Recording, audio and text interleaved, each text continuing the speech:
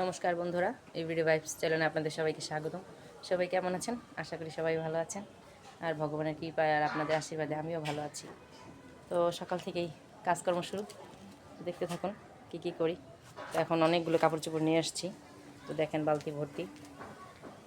এখন এগুলো সব মেলবো, তো মেলে দিই, তারপর আপনাদের সাথে আবার দেখা হবে।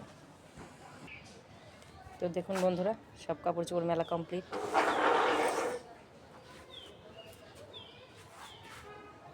আজকে মেঘলা মেঘলা ওয়েদার, মনে হয় না রোদ উঠবে, জানি না, হয়তো বেলা বাড়লে হয়তো রোদটাও বাড়তে পারে কালকের মতন।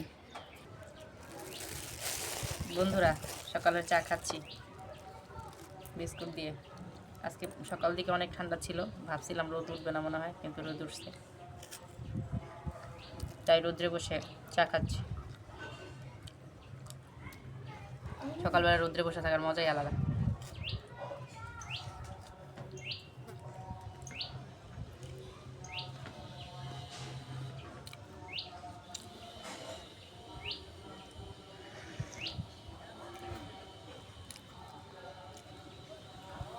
আমার ছেলে ভাত খেতেছে আর আমি চা খাই।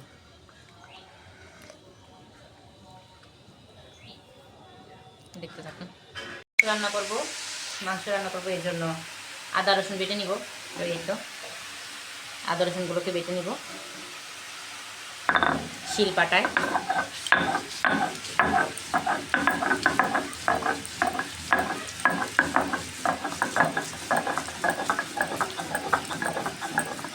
আপনারা আপনারা কি এখন শিলপাটায় বেটে খান নাকি মিক্সিতে মিক্সার করে খান?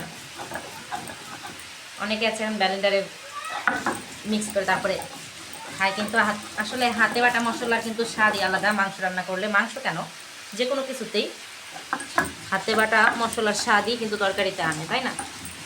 তো খেতে কিন্তু দারুণ লাগে। আমরা বেশিরভাগই হাতে বেটেই খাই। আর জিরাটা হয়তো এখন ব্লেন্ডার করে রাখা হয়। তাছাড়া এমনি যাবতীয় যেগুলি থাকে, পেঁয়াজ বাটা, আদা বাটা, রসুন, এগুলো হাতে বেটেই খাই।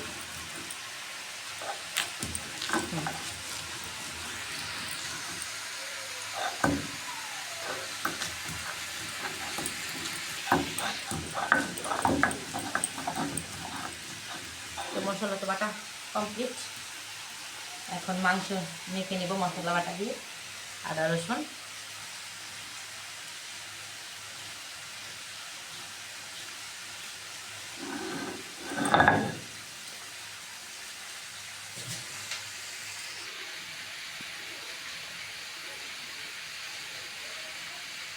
তো বাটা কমপ্লিট। তো বন্ধুরা, মাংসটা তো এখন মেখে নিব।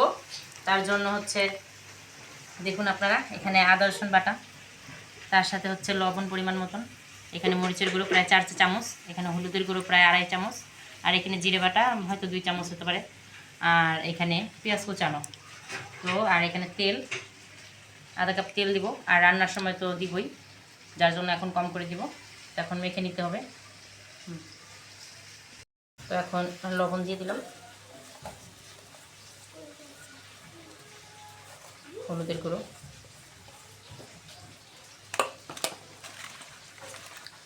দিয়ে আগে মেখে নিই একটু।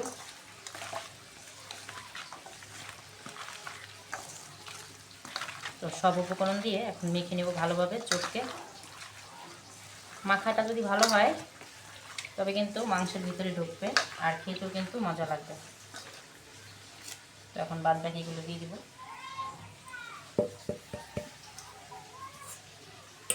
সাথে হচ্ছে আদা রসুন বাটা,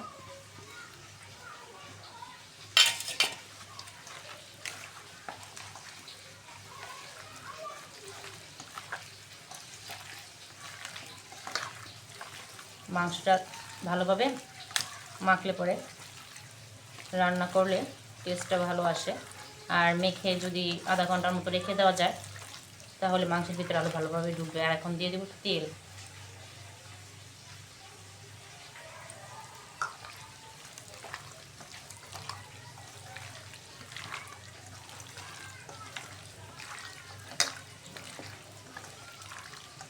তার সাথে দেবো এখন পেঁয়াজ কুচানো অর্ধেকটা দিব আর অর্ধেকটা তেলে ভেজে দিব, তাহলে ঘ্রাণটা সুন্দর আসে।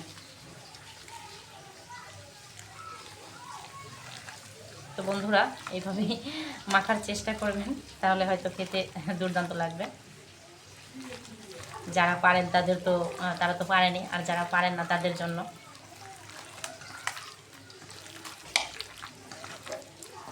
তো আমার মাখা তো প্রায় কমপ্লিট।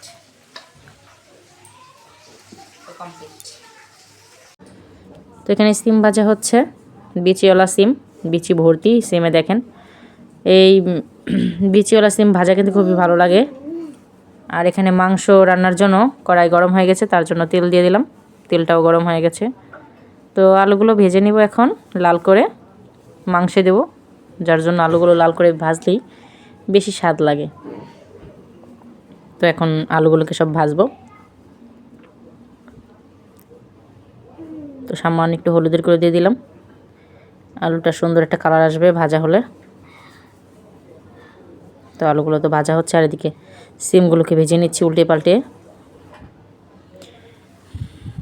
তো আলু ভেজে দিলে সবচাইতে ভালো লাগে, সেটা নতুন আলু কিংবা পুরনো আলু।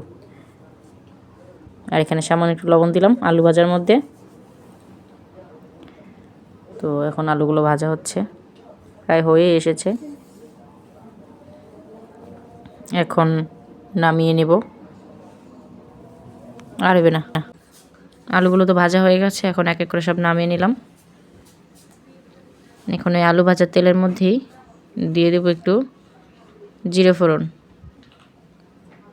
তো জিরে ফোড়নটা ভাজা হচ্ছে, এখন দিয়ে দেব তেজপাতা। তো এখন পেঁয়াজগুলো দিয়ে দিব।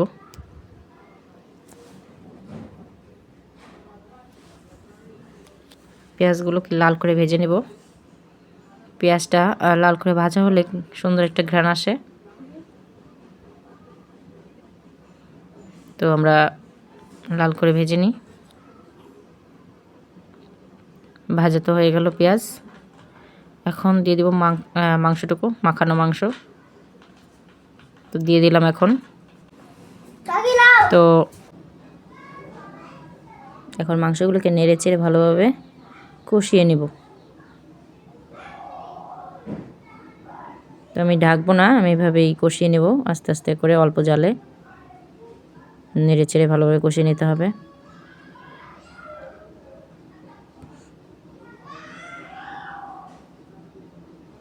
তো এইভাবেই নাড়তে হবে, কিছুক্ষণ পর পর না হলে নিচে লেগে যাবে।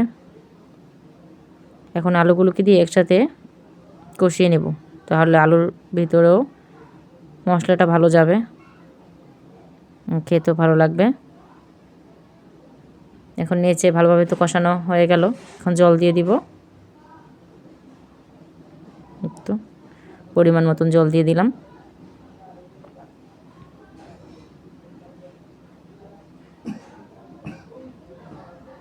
আর একটু লাগবে। পুরো কমপ্লিট ঝোল দেওয়া। আর এখানে মা গরম মশলা বেটে দিচ্ছে মাংসের জন্য। মাংসে গরম মশলাটা দিলে পরে ঘ্রাণটা আরও ভালো আসে। গরম মশলাটা বাটা হচ্ছে, মশলাটা তো বাটা হয়ে গেল। এখন মা বাটিতে তুলে নিচ্ছে।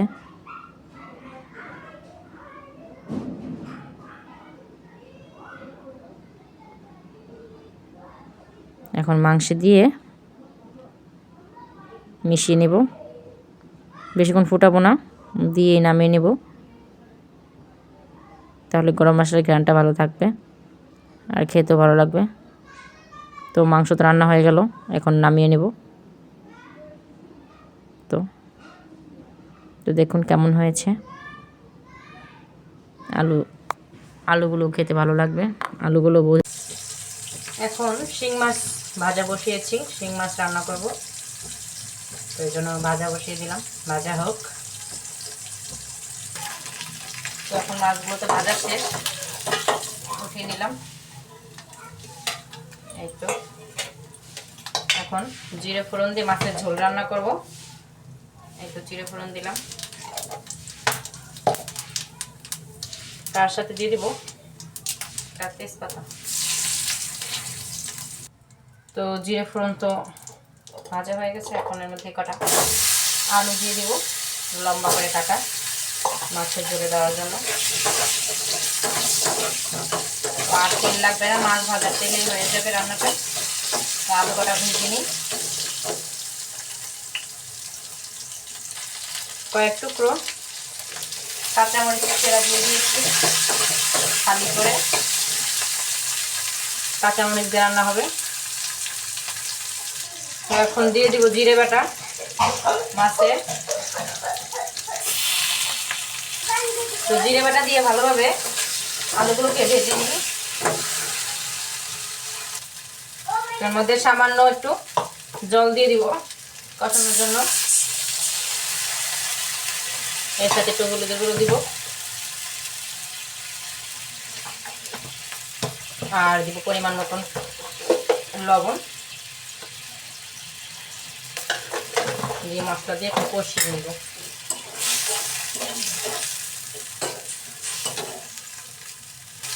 তো আলুগুলো তো কষানো হয়ে গেল, এখন জল দিয়ে দিব ঝোলের জন্য।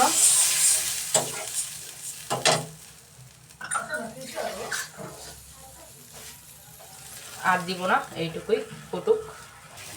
তো এখন ঝোল তো ফুটে গেছে, মাছগুলো দিয়ে দিব। মাছ দেওয়ার পর আরেকটু সময় ফুটুক, তারপরে ধনিয়া পাতা দিয়ে নামিয়ে নেব।